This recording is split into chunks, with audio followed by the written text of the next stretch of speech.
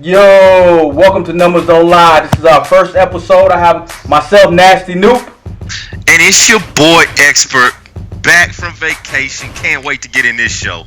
Yes, sir. I'm very excited about this show, man, because we're going to dig deep into the numbers, man. Not so much about the users, it's not so much about the players, it's about the numbers, because the numbers don't lie. It's almost like reading the tea leaves, man. So, how do you feel about that? Man, you can always look at the numbers in this league and find out who is playing well at each position and who is struggling as a team, man. This is how we gonna get in depth in the dynasty. I love that we going with this show right here.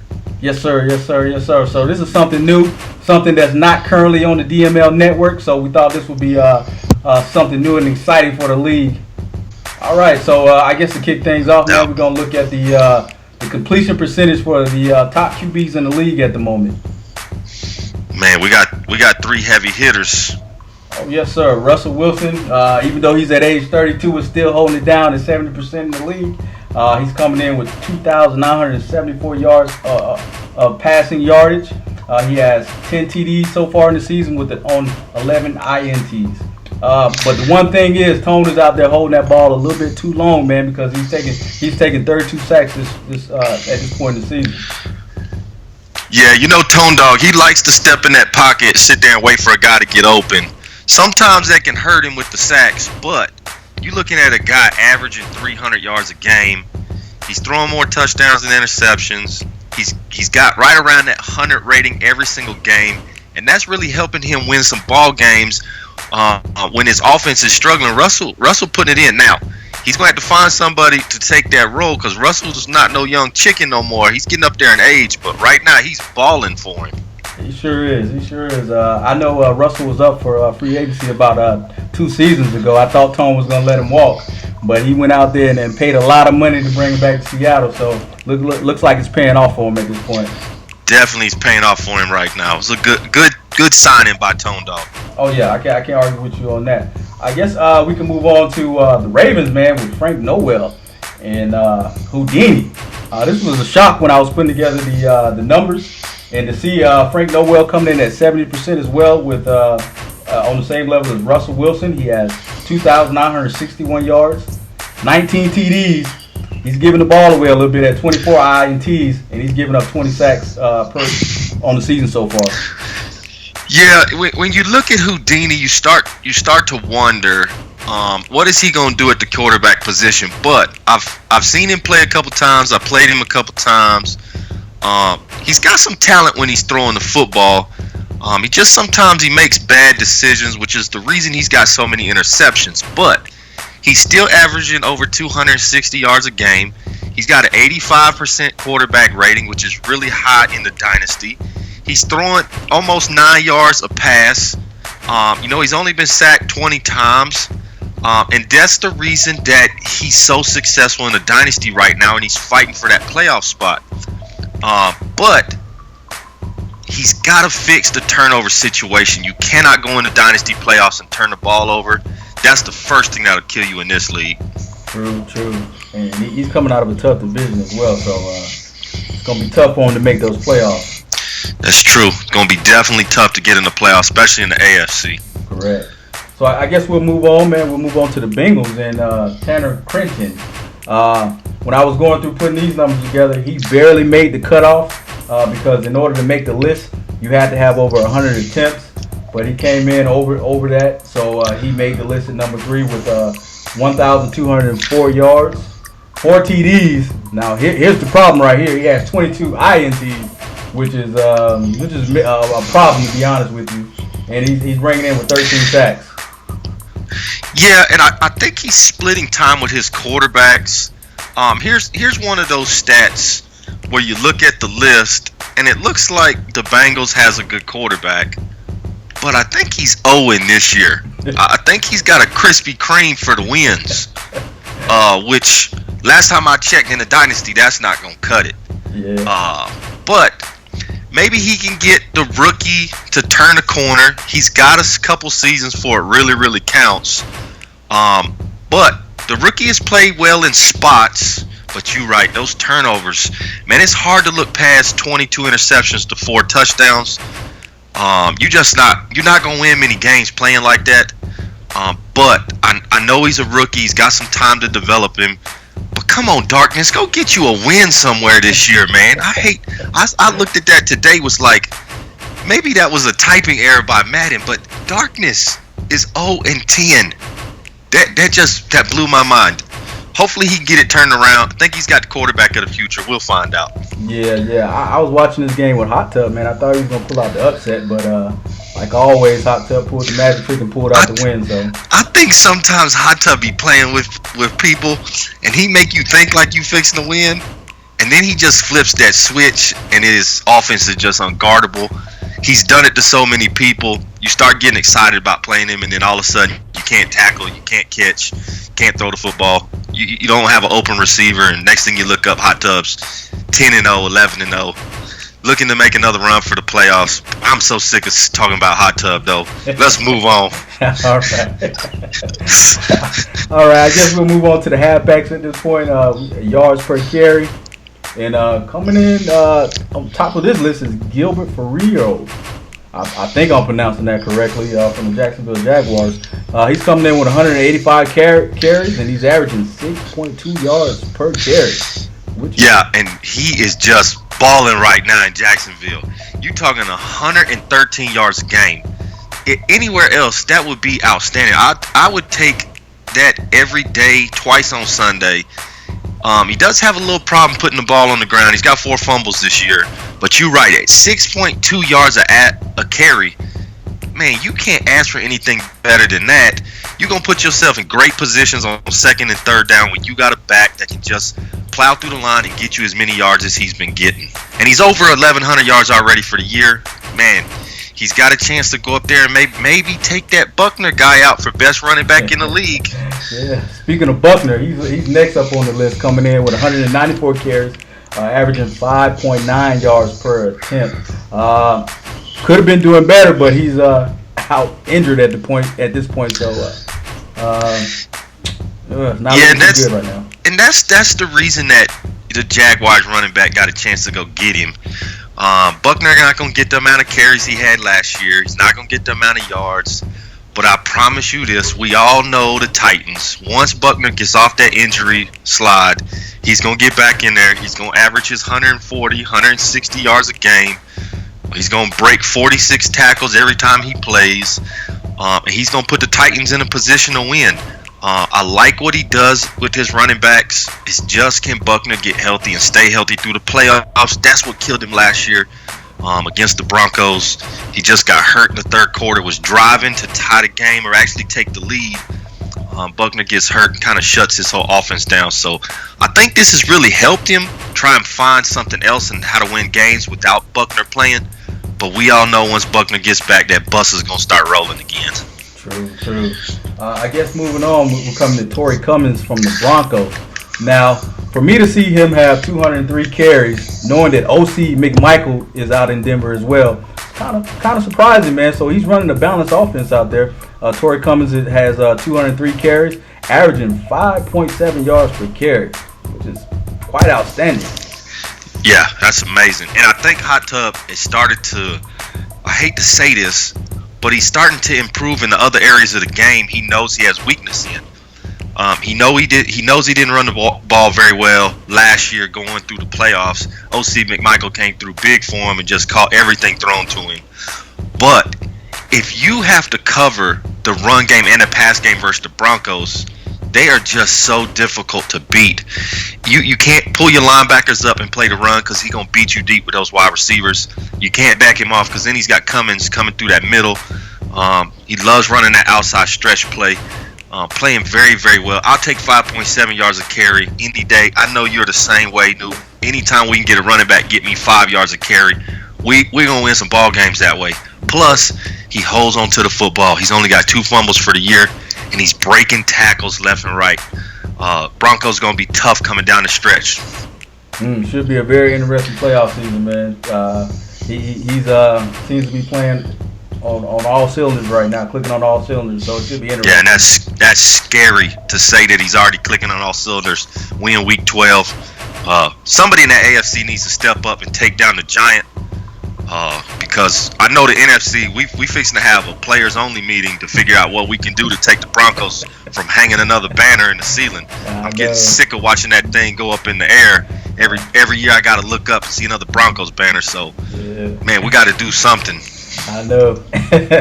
All right, man. Moving on, man.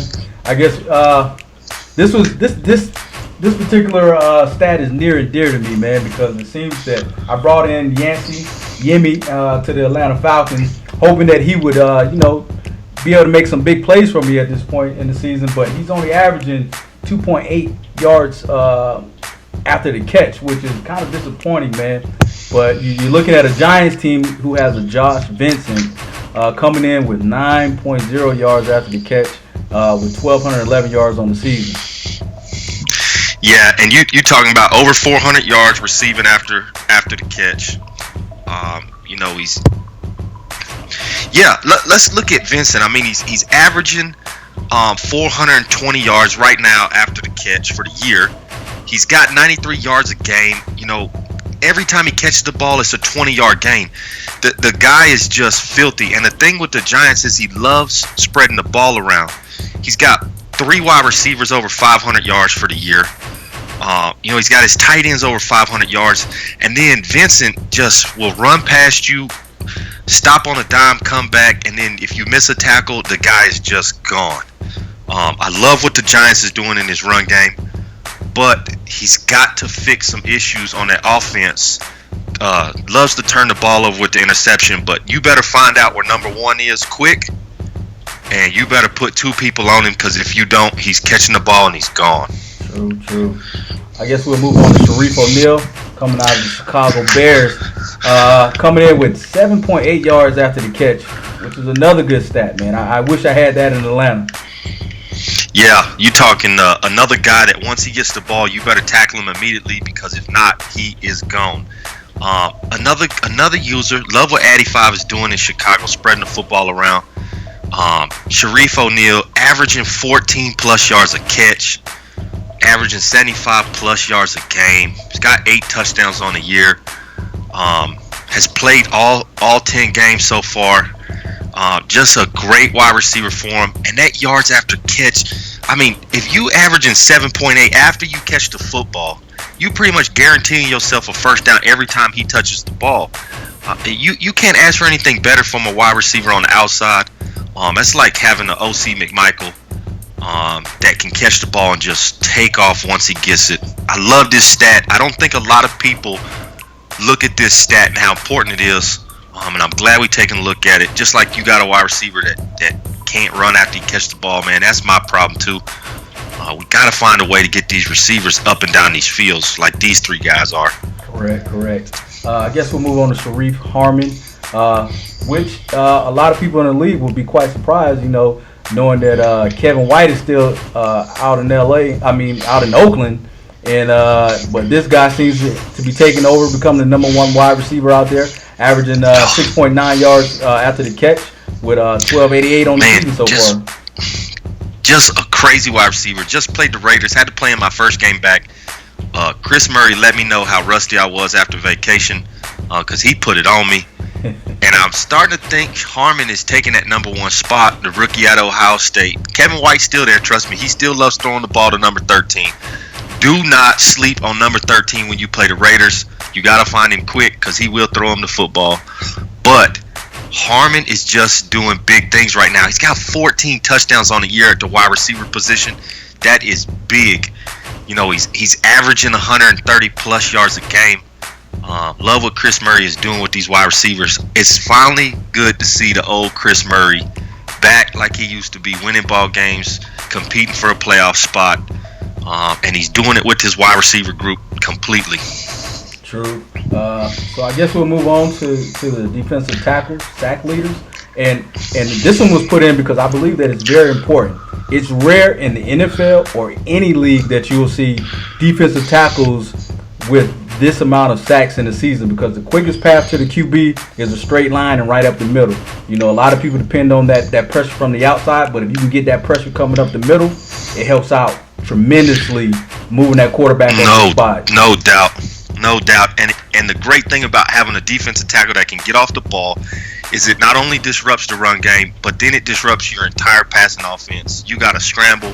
You're starting to make quicker throws. And if you can get that from your defensive tackle like these three guys are, man, this is why you can be successful in the Dynasty on defense. And, of course, you know we're going to talk first about the Incredible Hulk you got there in Atlanta, Mr. Darby Daniels. Listen, I promise you, when I played the Falcons, I double-teamed this guy every single time, and he still was getting pressure. Man, what are you doing with that guy? He's got 7 sacks on the year, 31 tackles. I mean, those are big numbers for anybody on the defensive line. True. He's just been in that workout program for the last 4 seasons, man, and it's finally starting to pay off to where he's actually starting to live up to the hype when he came out of college. You know, he was selected, I believe, in the 2nd round, but he was projected to go in the 5th round. But I reached for him and brought him to town, and he's finally paying off now. Man, 96 block shedding. That is big for a defensive tackle, and he's 300-plus pounds. This is not a cupcake in the middle. This is a grown man. That's why I call him the Incredible Hulk. He is making differences in ball games right from that defensive tackle position. And like you talked about, that's not a normal thing, even in the NFL. But this is a Warren Sapp type defensive tackle. Love what you've done with him. Man, big, huge asset to that defense in Atlanta. Appreciate it. I guess we'll move on to Kevin Purnell, coming from the Minnesota Vikings, who is right on par with Daniels, but he has a few more tackles, but he seems to be producing very well up there. Yeah, he loves Kevin Purnell in the middle. Another big guy, 6'6", 306, loves to get pressure on the quarterback. And if you cannot run in the middle on the Vikings, you better run outside. This is a guy that just loves to just clog it up. He does need some work. Daniels right now is at 96 block shedding. Purnell's only at 83, so he's got some more work to do. This is a young guy though. He's only been in the league. This is his 2nd year, so he's got some work and got some time to get that up to get ready for high-stakes season. But Kevin Purnell having a great year for the Vikings.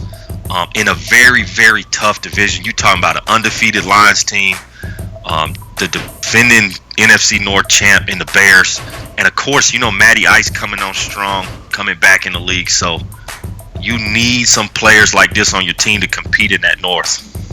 Very true, very true. And then we're coming back to the Raiders again with Javonte Ruff.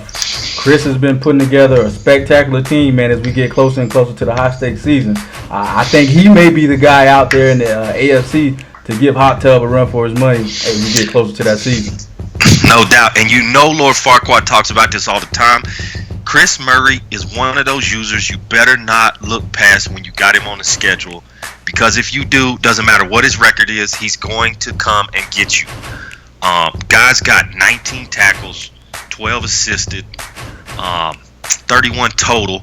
I mean, just playing well, and he's a little undersized to be in that defensive tackle position, only at 286 pounds, but he plays outside of his weight because he's very, very strong. He's got 94 strength in his 4th year, so he's not a rookie. This guy knows how to play. And, of course, the Raiders love getting pressure, bringing the extra linebacker, so he's getting a lot of one-on-ones, which is really helping him. Love what Chris Murray is doing in Oakland. Can't wait to see what he does in the playoffs this year. And you're right, maybe he's the one to sneak up on Hot Tub and catch Hot Tub slipping. Of course, Chris Murray would tell us to quiet all that noise. He don't want anybody to know about him yet. But we'll see what he does in the playoffs. I like this guy. Yeah, I know personally Hot Tub is burning him up, man, because he hasn't figured out how to get over that Hot Tub hump yet. But yep. I'm sure he'll figure that out by the 2024 season. Okay. No doubt. As we move into the next segment, decided to pick 2 teams from the league randomly and dig through the team's numbers. And first up, we have the Buffalo Bills. So just basically doing an eyeball test of the current stats, you can see the Bills are a middle-of-the-road team, nothing that really stands out to you to where it's just spectacular. So maybe the record, I can't remember the record right now, but maybe the record fits. I know Lord is trying to win the AFC East title this season since Butters is gone now, so I know that's a big monkey off his back if he can finally win that division. That division. Well, the thing is Farquhar's got that tie in his record versus the Patriots. He's got 5 wins, 5 losses, and a tie. Yes, he got rid of Butters, but the person he tried to get back in the league, that boy Good, jumps right into his division. I know my boy Farquhar was hot when that happened. He was trying to bring that boy Good back, but definitely not to the division. Although he did get a win versus that boy Good 2 weeks ago in Week 11. He beat him 23-16. The thing with Buffalo is he's had some key injuries this year that have really hurt him. But his pass defense is 8th in the league with some of those key guys hurt. I know his number 1 pick got hurt early on in the season. That really hurt him because he was balling really well. But the thing that stands out for me is his rushing game used to be top 5 in this league. I don't know what's going on with Matt Jones. I don't know if injuries have hurt him in his run game, but I know Farquhar's looking at that. He's going to try and get that turned around. And I know he prides himself on the defensive side of the football, and he's just giving up way too many yards on defense to be successful, and that's really hurting him trying to win these ball games. But we all know Farquhar, he'll come up and surprise a couple people. He'll be in the mix to make the playoffs, be in the mix to win that division, and we'll see what happens. Farquhar can make some noise if he gets everybody healthy, gets a couple wins going on this schedule. Yeah, he's really going to need to fix that rushing yards on defense, though, because I know when I played him, if I would have stayed focused to the run game, I probably could have ran the ball down his throat, but me being me, I like to throw the ball and use that big wide receiver I have. You being you, that's right. You being you, love to throw the ball down the field. I know that feeling. That's why these guys that focus on the run are so important. That's why most of those guys that can run the ball really well are usually there at the end. And Farquhar's got to get that fixed because that's a bad number to have you trying to make the playoffs, especially in the AFC. You got to play some good teams that can run the football. You're talking about Cummings over there in Denver, and of course Buckner in Tennessee. You got to load up and handle that run. But we know Farquhar, he'll get the ship righted, and he'll get some of those issues fixed. All right. I guess we'll move on to the next team that we'll be spotlighting this week, and we have the Carolina Panthers, a team I'm very familiar with. I guess digging through these numbers, I was quite surprised that he comes in pretty last in rushing, because now I'm going to switch up my game next time I play him this season. I'm not going to focus so much on the pass because he comes in at number 1 at that. I'm going to run the ball down his throat. Yeah, I don't know what's going on with C-Rob. Usually very balanced on defense. Was surprising to see that he was 29th in the league and giving up rush yards, giving up almost 100 yards a game. I'm kind of like with you. I'm gonna run the ball till I can't run it anymore, because he is first in passing yards, only giving up 146 yards a game, which makes him second overall on defense. But if you're in the playoffs, you better stop the run, because people are going to try and run the clock down, keep the game close, 1 possession. If you can't stop the run, that's really going to hurt you. But I'm with you. It was surprising to see how bad his run game defense was. But C-Rob, he'll be there in the end. He'll figure it out, try and get that number down around 80 yards a game. He's not 29th in the league, really. I just think he's had a bad patch here lately. Yeah, and I'm going to try to take advantage of it when I play him later on this season. Yeah, because when somebody runs the ball on you, it's very demoralizing, man. It kind of takes you out of the game when they're averaging 4 or 5 yards per carry, man. It's demoralizing. So. Yeah, first down after first down. You can't get a stop. Then you get in short second and third. You know the run is coming, but you still can't stop it. That's surprising. But really what's more surprising to me is his offense. C-Rob used to be an offensive juggernaut. I don't know what's going on with his running game. He loves to run the football, but he's only 12th in the league. I know that sounds good, but for those of us that know C-Rob, we know that he's not a middle-of-the-pack rushing team.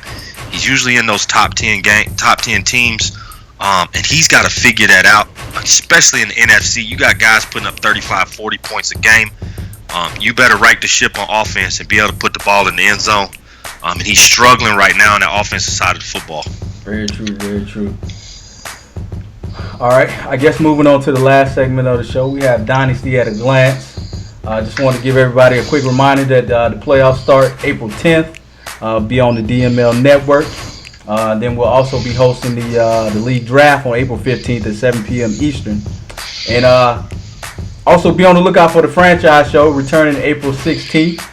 Oh, can't wait. Can't wait. Where expert and the guys will determine if you reached or you picked up a quality player going into that. Who is the next Stretch Armstrong? We will be giving that award out. Of course, leading up to the draft, we got the Cosby Award coming out. So who's gonna get that top trade? Guys, can't wait for this part of the dynasty. When we get to the draft, we figure out who we gonna add to the roster because we got the high stakes season coming up. So you better be in that draft board. Putting it together. I already see guys talking about it. They got players that they like, that they see. We'll see who reaches. Of course, we got to do a public service announcement. We do.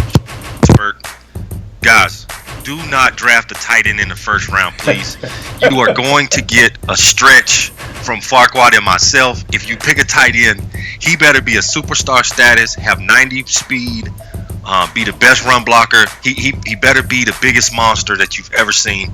Otherwise, you're getting a stretch from me and Farquaad. But, man, cannot wait for this draft and the franchise to come back. I'm excited, man, because I got a couple more holes I need to fill. And hopefully that'll start getting me back into the playoffs. This is the first Madden in years that I haven't been a consistent playoff push team. And it's kind of demoralizing, man, to be honest with you. So, but hopefully I get those players and we can turn this ship around. Trust me, the users in the dynasty know about Nasty Noob. No one is going to sleep on the commish. We know what you working for, that high-stakes season coming up. You want to be a top 5 pick. You know I want to be a top 5 pick myself. A lot of people out there screaming to take the Dallas Cowboys. Man, I cannot let that happen. I'm trying to win the Super Bowl that year. If I win the Super Bowl, don't even call me when it's time to draft. You know who I'm picking. Just go to number 2. Most definitely.